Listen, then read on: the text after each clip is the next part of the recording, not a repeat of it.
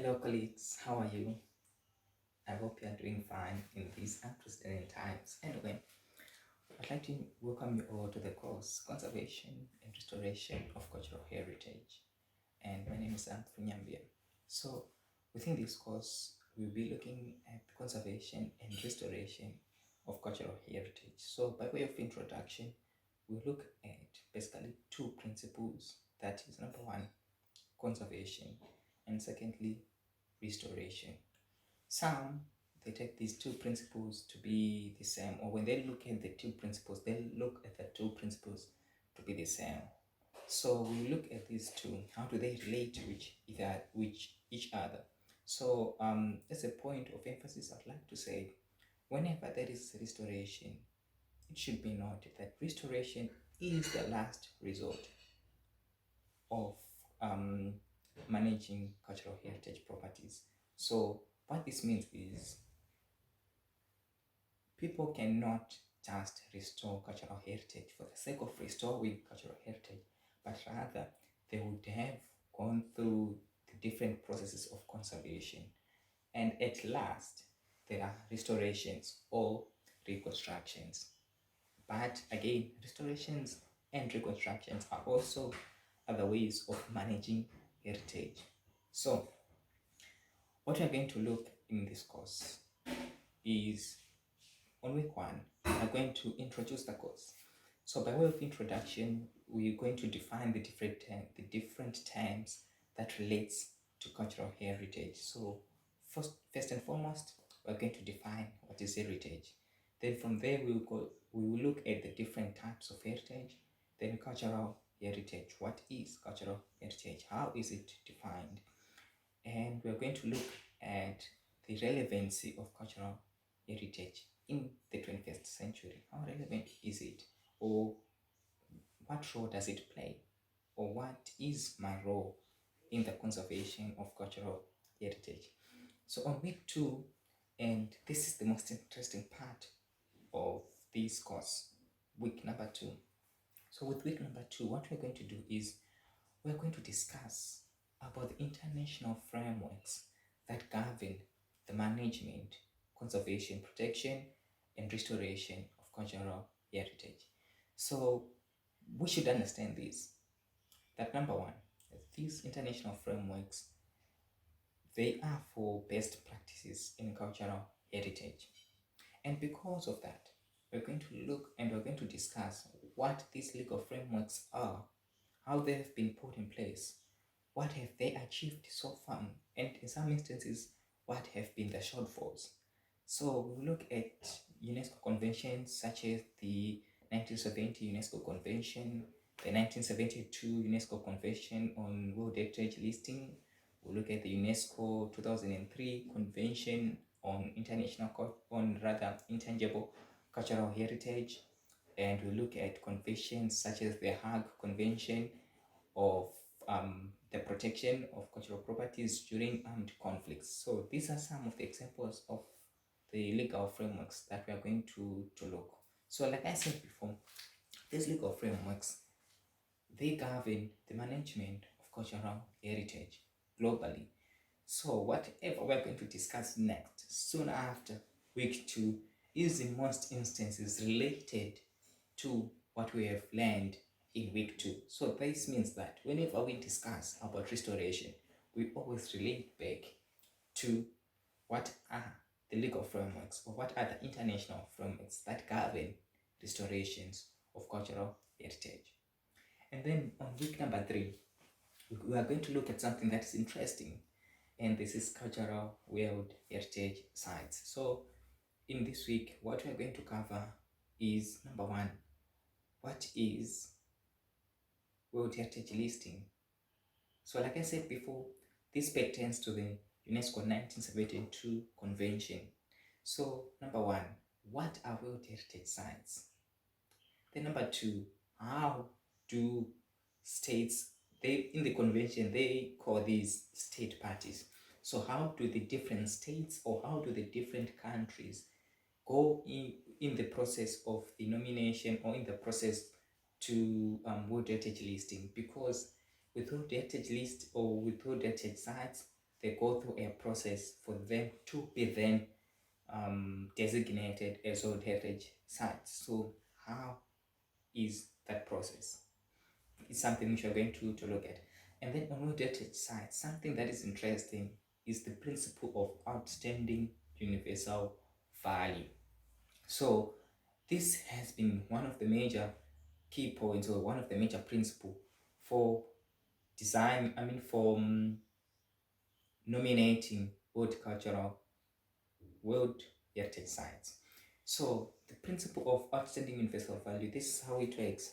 And we are going to explain this in detail when we look at week number 3.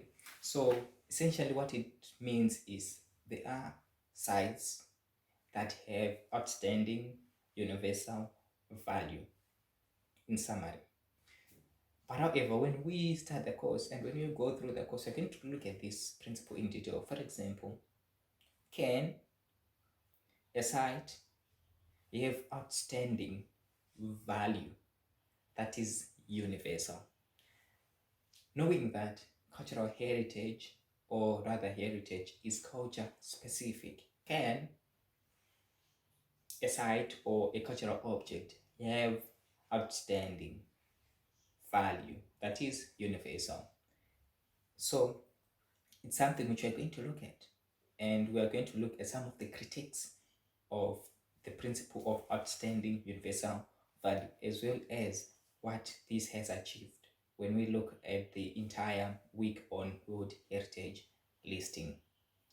And then we're going to look at week number 4. We'll be looking at the management of cultural heritage. So on week number 4, management of cultural heritage. So we look at the management of archaeological sites in particular. So how are these managed? There are different types of archaeological sites, and I would like to emphasize this. We may look at in particular management of rock art sites in the different regions. How are these managed? What are some of the threats? What are some, and how have these, and how have states, or how have management organizations tried to mitigate these threats? And on week number 4, again, we're going to look at something which is interesting. This is museum, because when we have cultural heritage, in most instances, it is then deposited in a museum. So we're going to look at museums as depositories of cultural heritage. What do they do? What is the role of museums, and the steps they take in the management of cultural heritage that is within their custody? And then on week number 5, we're going to look at restoration and reconstruction of cultural heritage. First and foremost, like I said, restorations and reconstructions, these are the last options of managing cultural heritage. And because these are the last options, and of course the legal frameworks, those international frameworks, will also govern how reconstructions and restorations are done. And we're going to look at some of the case studies where we know there have been reconstructions and where we know there have been restorations. And then what we're going to look also is the principle of authenticity. When we do the reconstructions and the restorations, we need to look at the principle of authenticity. How authentic is what we are going to restore? And with restoration, I'll emphasize this just at the beginning. I'm emphasizing this because with restorations stop where conjecture begins. What this means is, whenever we are not sure, we do not continue with the restorations. Why? Because whenever we continue with the restorations and we are not sure that what we are restoring, or the way we are doing our restoration, is the correct way, then this means that it is going to affect the principle of authenticity. That would mean that our our restorations are not authentic. Then finally, we are going to look, this is week number 6. So in week number 6, we're going to look at the future of cultural heritage. What is the future of cultural heritage? So what we're going to look in detail are some of these things. Number one, we're going to look at the issue of sustainability and sustainable heritage management. How do these two relate with each other? Then we're also going to look at museums. We're also going to look at innovation. How can we bring innovation to cultural heritage sector? And we're going to look at community engagement in heritage management. This has been topical, I would say, in the last probably 2 decades, nearly 2 decades now. This has been quite topical, the engagement of community in heritage management. We are going to look at this. How did this start? And also we're going to look at what are some of the challenges of engaging communities in cultural heritage.